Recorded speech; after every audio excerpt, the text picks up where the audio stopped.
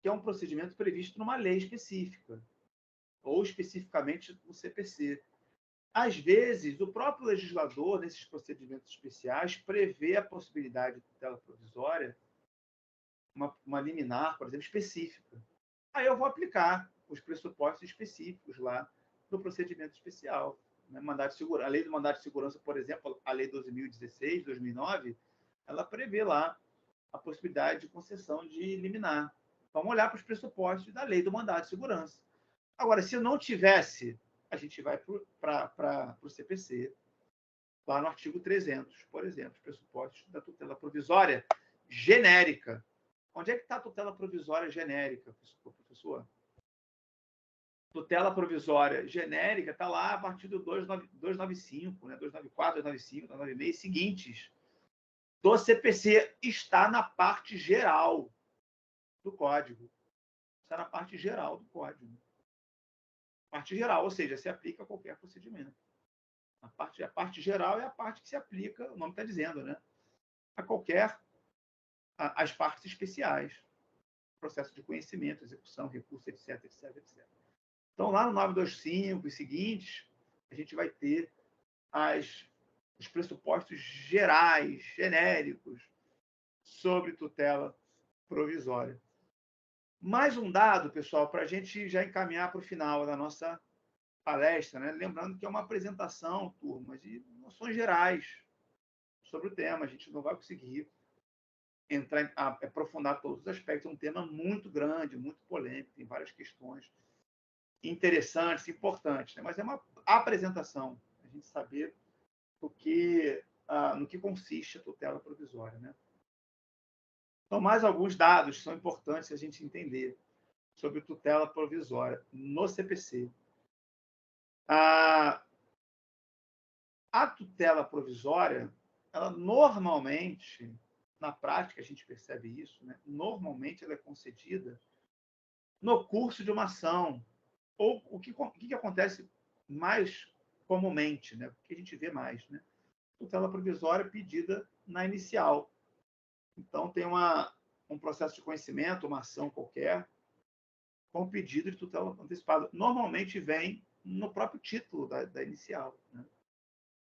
Com especificação lá nos pedidos. Essa é a tutela mais comum, chamada tutela incidental. É tranquilo, né? De entender isso. É incidental. Então, uma tutela de urgência que eu peço junto com a minha inicial, ou depois, esqueci de botar na minha inicial, não posso mais? Posso, a qualquer momento eu posso pedir a minha inicial.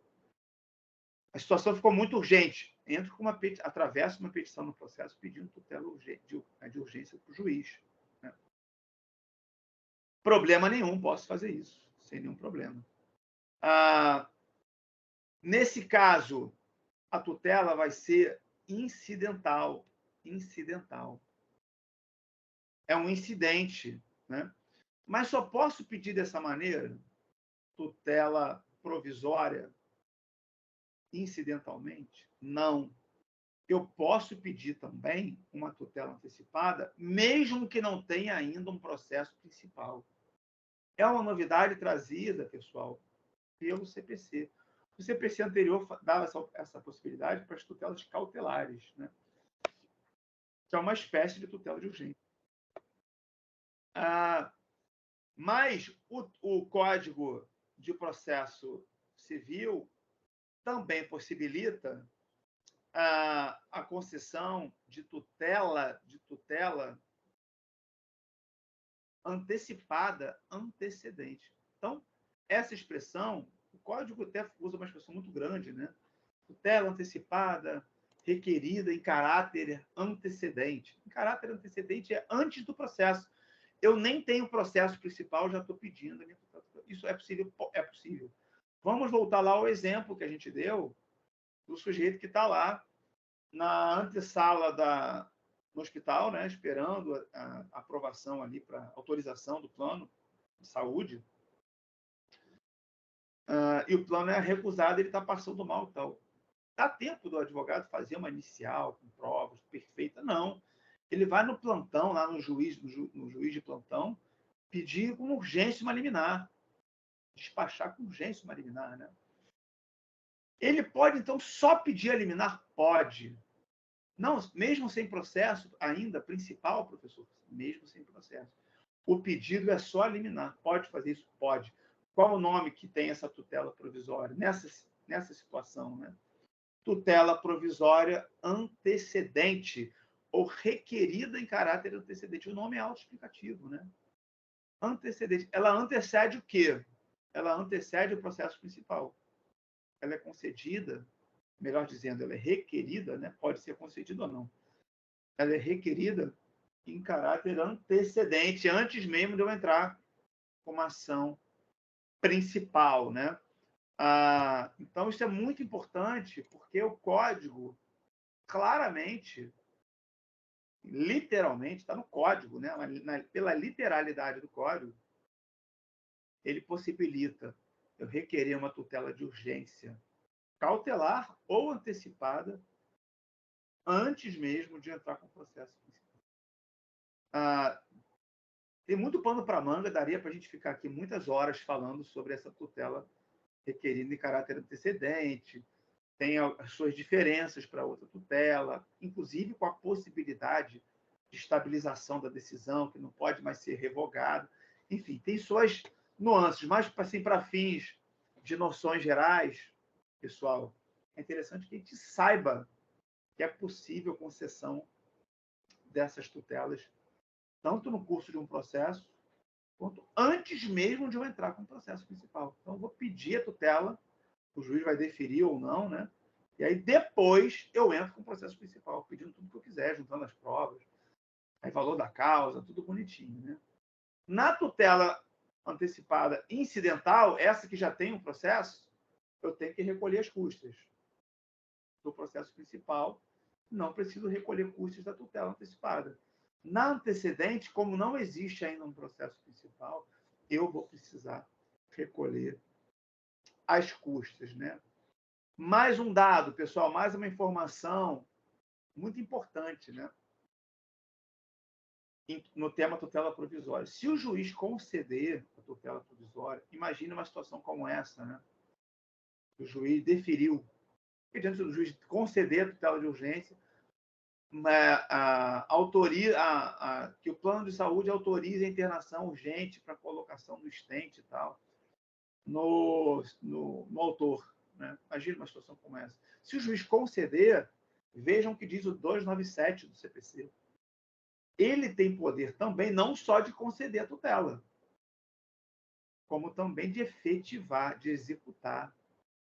Existe, portanto, um poder geral do judiciário de efetivação das suas decisões. Todo que o juiz entender que é importante mandar fazer para cumprir a sua decisão, efetivar e cumprir, né? Tornar real, no mundo real, no mundo concreto, né? Fenomenicamente, né? A gente vê aquilo acontecer. É isso que é efetividade, é isso que é efetivação. O 297 diz: o poder do juiz não se limita a conceder ou não a decisão, mas sim de efetivar suas decisões. 297. Está lá também no 139, inciso 4º, né? O poder de todo juiz de efetivar suas decisões, inclusive colocando multa, olha, por dia de descumprimento, etc, etc. Tudo que o juiz entender que é necessário para pressionar a outra parte a cumprir, né? Ele pode fazer isso, né? E a parte pode também pedir o cumprimento provisório dessa decisão.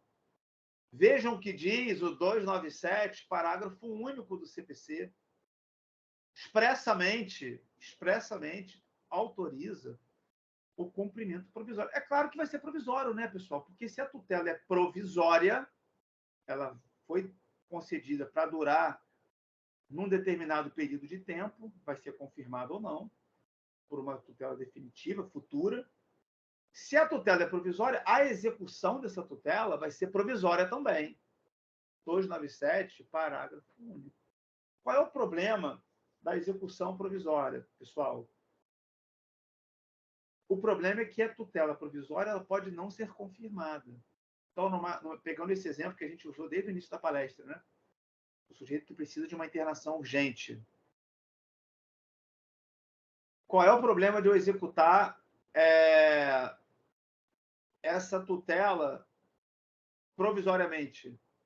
É a sentença dizer, por exemplo, que, olha, o autor não tinha direito, não era segurado, não pagou o plano de saúde, perdeu a condição de segurado, ele não poderia ter se beneficiado daquela decisão provisória. Esse é o risco da execução provisória. Eu estou executando, estou cumprindo a decisão, e lá na frente, você não tinha direito, não. O que vai ter que acontecer, pessoal? É o problema de toda execução provisória, né? É o risco do exequente ter que reparar os danos. O autor, nesse caso, vai ter que indenizar a seguradora, o plano de saúde. Olha, então vamos voltar para o exemplo, né? O juiz manda internar, autoriza a cirurgia, liminarmente, provisoriamente, o autor executa aquela decisão, obrigação de fazer, né?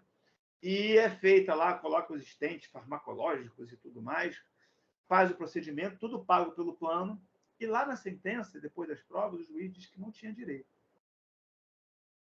O que o autor, o sujeito que foi operado, vai ter que fazer? Quem pagou a sua cirurgia foi quem não devia pagar, né? Foi o plano de saúde, foi a seguradora. Qual é a consequência óbvia disso, turma? O dever de reparar os danos. Vai responder por eventuais prejuízos causados à parte autora, à parte ré, aliás, né? Ao réu. Né? Nesse exemplo, o sujeito que foi operado vai ter que indenizar, vai ter que reparar os danos, vai ter que devolver o valor gasto com ele indevidamente através daquela cirurgia. Né? Então, é um risco. Guardem isso, né? A execução provisória, ela sempre carrega consigo o elemento do risco. Qual risco? O risco do exequente ter que reparar os danos, eventualmente. Se a sentença for confirmada, problema nenhum. Né? Se a sentença não se liminar for confirmada, problema nenhum. Agora, se ela não for confirmada, o beneficiário daquela tutela provisória vai ter que reparar os danos, vai ter que pagar a outra parte, os prejuízos que arcou, né? Com os quais a outra parte arcou. Tudo bem, turma? Isso está no 297, parágrafo único, né? Tranquilo, a gente só está explicando, né? Mais um tema interessante, turma, é o dever de fundamentação. Nem precisava o código dizer isso no 298 do CPC, porque a Constituição Federal, ela alça a um princípio fundamental do processo, o dever do magistrado fundamentar suas decisões. E a tutela provisória é uma decisão judicial. É uma decisão judicial. É uma decisão interlocutória. Decisão interlocutória. Essa é a natureza da decisão em tutela provisória. Sentença é o ato final do processo, né? Decisões interlocutórias são aqueles atos do juiz que resolvem questões no processo, importantes, né? Mas que não coloquem um ponto final no processo. É o caso da tutela provisória. Como é uma decisão importante, uma decisão interlocutória importante, o 298 chama atenção para isso. Olha, judiciário, não deixe de fundamentar as decisões concedidas em sede de tutela provisória. 298, lembrando sempre, a gente falou em fundamentação, vamos lembrar do 93, inciso 9 da Constituição Federal, que é a norma mais importante. A Constituição, que é o parâmetro de validade de todas as decisões, de todas as leis, todos os atos jurídicos, né, pessoal? Artigo 11 do CPC também, mais um princípio fundamental, né? Dever de fundamentação, né? Fundamental, pessoal. Vejam o que diz o 489, parágrafo único, parágrafo primeiro, melhor dizendo, do CPC, né? Traz uma extensa lista de deveres ali, ou melhor dizendo, de condutas que não podem ser consideradas como de fundamentação, né? 489, parágrafo 1º. Então, deve ser fundamentado. Se o juiz concede ou indefere uma liminar sem fundamentar, a gente pode agravar de instrumento. É uma decisão interlocutória, o recurso é o agravo do instrumento, né? 1015, inciso 1º do CPC. E a gente pode pedir, inclusive, a anulação dessa decisão, porque uma decisão judicial, qualquer uma, sem fundamentação, pessoal, é uma decisão, portanto, nula, inválida, não é mesmo? Né? Veja o que diz o 489, parágrafo 1º. Né? E, sobretudo, 93.9 da Constituição Federal. Então, não esquecer disso. 298 foi específico em relação à fundamentação. Diz lá, o juiz justificará as razões de seu convencimento de modo claro e preciso. Né? 298, com base nas provas que tem. É um juízo, repetindo, de probabilidade. Não tem certeza ainda. O juiz ainda vai conceder, o juiz ainda vai julgar, ainda vai proferir uma sentença baseado num juiz de certeza. Mas, por enquanto, ele não chegou na sentença ainda. O juízo ainda é de probabilidade, baseado nas provas que ele tem em mãos. Né? Um outro tema fundamental para a gente entender tutela provisória é a ideia de fungibilidade. Fungibilidade, né? Isso é muito cobrado, né? Prova e tal. Fungibilidade, o que é isso? Lembra da fungibilidade lá da parte geral, do direito civil, né? Os bens fungíveis, ou na de obrigações, obrigações fungíveis. Fungível é o que pode ser substituído por outro. Lembra dos bens infungíveis, né? Uma obra de arte, eu posso substituir por outra da mesma espécie, mesmo gênero? Não posso. Né? Agora, uma saca de arroz, posso, né?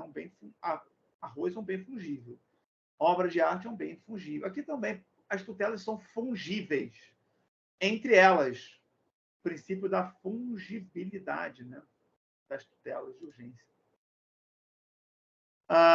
305, né? Parágrafo único do CPC. Se eu vou pedir uma tutela de urgência, chamando ela de tutela antecipada, mas o juiz entende que é uma tutela cautelar, ele não vai indeferir por causa disso. Ele vai conceder a tutela que ele acha certa. Isso é fungibilidade. A possibilidade do juiz conceder a tutela certa no lugar daquela que eu pedi de maneira equivocada para ele.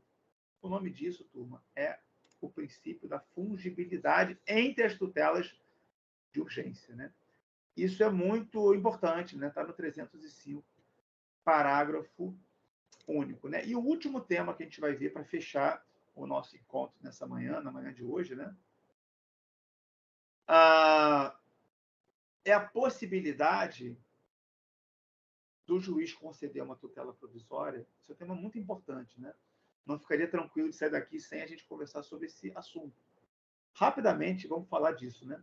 Possibilidade do juiz conceder a tutela sem ouvir a outra parte. É o tema do contraditório na tutela provisória. Regra geral, sempre. Regra geral, é um princípio, né?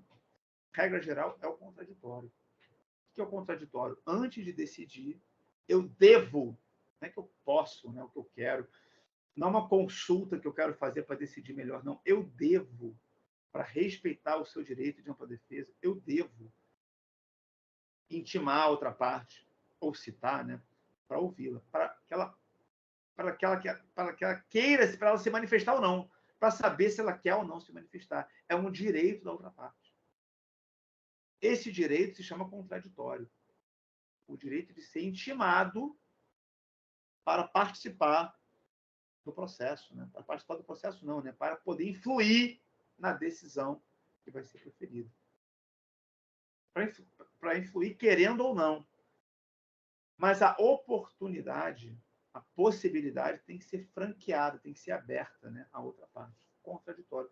E o tema do contraditório é muito caro, muito importante ao assunto da provisória, porque muitas vezes o juiz não vai ter tempo de ouvir a outra parte. Por isso que isso é um tema interessante.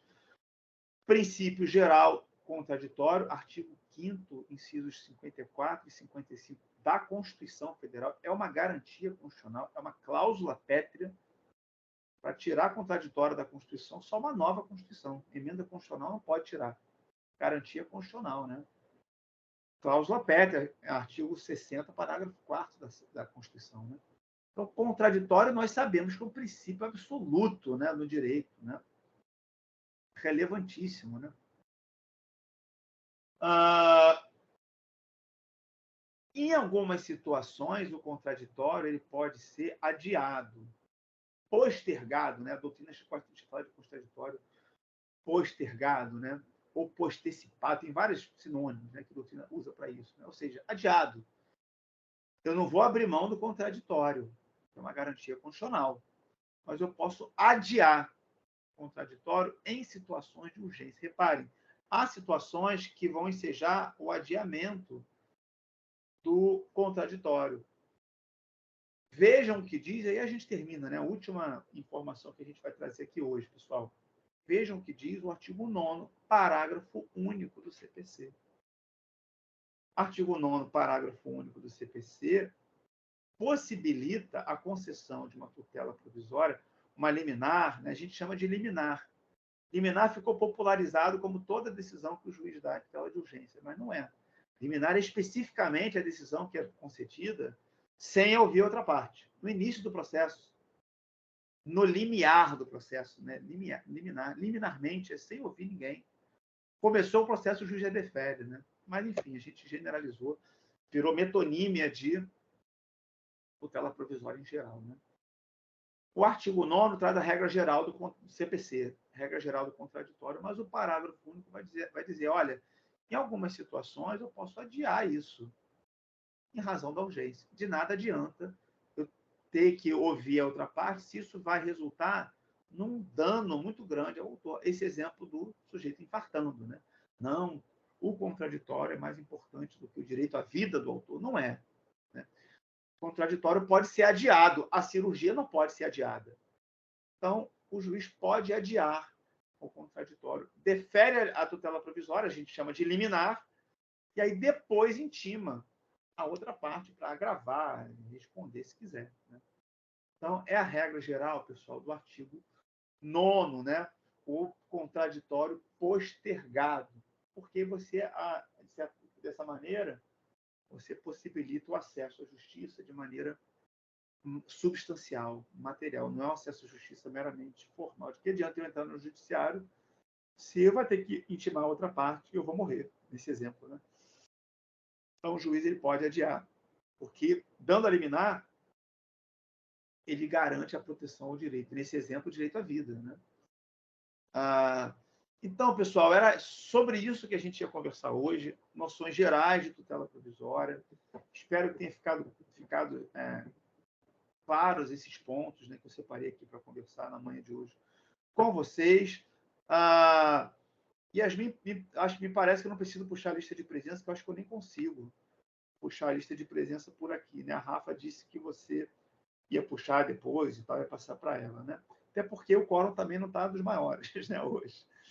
Mas, além disso, sugiro que façam também um relatório para a orientadora lá do NPJ de vocês, para ganhar os pontos e as horas aí pertinentes. Tá bom, pessoal? Alguma dúvida, alguma questão? 5 para as 11, né? Então já está de bom tamanho. É isso, estou à disposição para qualquer dúvida. E é isso aí. Uma boa semana para vocês. Até a próxima. Tchau, tchau.